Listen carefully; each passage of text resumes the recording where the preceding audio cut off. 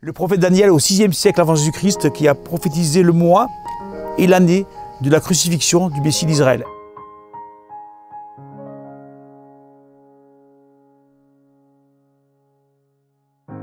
La plus grande preuve, peut-être la plus grande preuve de la messianité de Jésus, le prophète Daniel au VIe siècle avant Jésus-Christ qui a prophétisé le mois et l'année de la crucifixion du Messie d'Israël. Incroyable!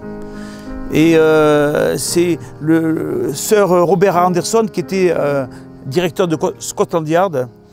Du temps, il a enquêté sur Jacques l'Éventreur, donc c'est au XIXe siècle, qui, je pense, le premier vraiment à vraiment expliquer ces calculs du prophète Daniel et qui nous amène à la crucifixion de Jésus, le mois et l'année de la crucifixion de Jésus-Christ. Daniel 9, 26. Depuis le moment où la parole a annoncé que Jérusalem sera rebâtie, jusqu'à celui où un chef sera oint, il y a 7 semaines et 62 semaines. Les places et les fossés seront rétablis, mais en des temps fâcheux. Après les 62 semaines, un oint, un messie, sera retranché. En hébreu, il sera ôté, enlevé. Et on parle de semaines.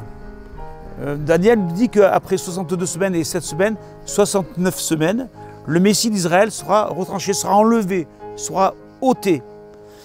Mais ces semaines, ces 69 semaines, ça représente quoi en termes de durée?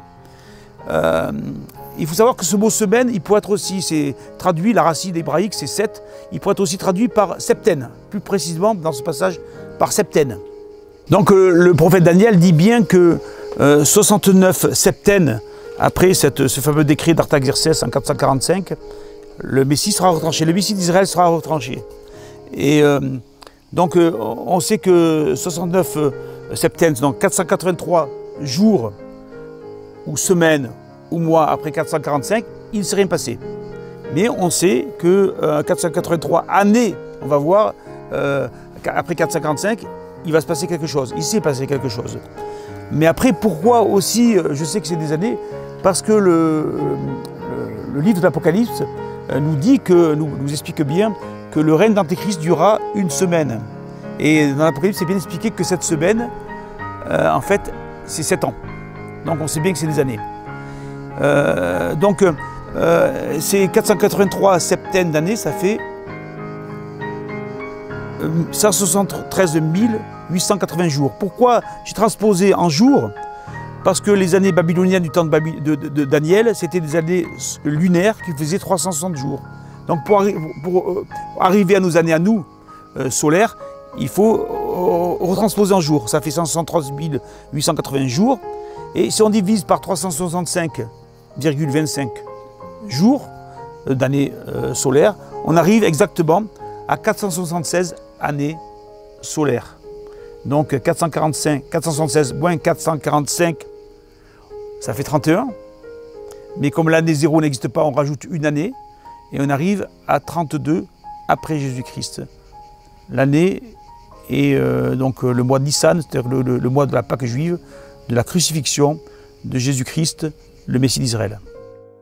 Tiens, ça vous rappelle quelqu'un, ça bien sûr. Hein. Mais quelle est la date réelle de la crucifixion de Jésus? On sait que Jésus a commencé son ministère d'après l'évangile de Luc en 29 après Jésus-Christ. D'après l'évangile de Jean, on sait que son ministère il a duré 3 ans. Donc on sait que Jésus, vraiment étonnamment, il a été crucifié le jour de la Pâque juive, donc le 11 avril 32 après Jésus-Christ.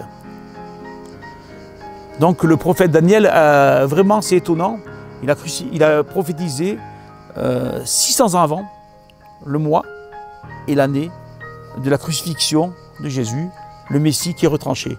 Jésus c'est vraiment le Messie d'Israël, en fait c'est le Messie de l'humanité. Et ça confirme bien ce que dit le prophète Ésaïe en Ésaïe 53, 5.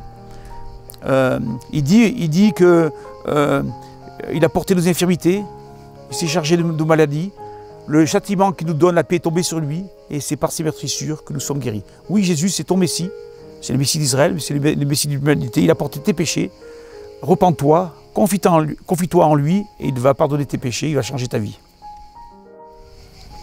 Tous les détails de cette prophétie magnifique de Daniel, qui est peut-être la plus méconnue de la Bible, hein, mais la plus pertinente dans mon livre « Le Grand Roi, la cohérence de la Bible ».